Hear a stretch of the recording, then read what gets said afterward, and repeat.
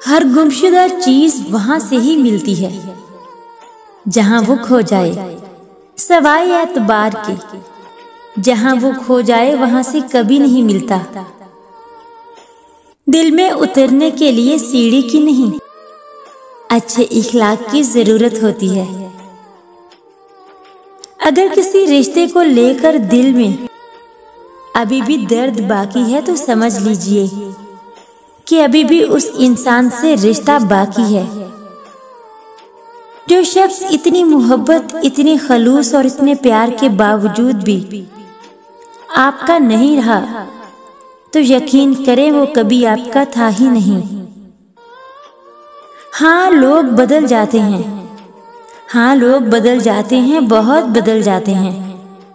इतना बदल जाते हैं कि हमें अपनी आंखों पर यकीन नहीं रहता।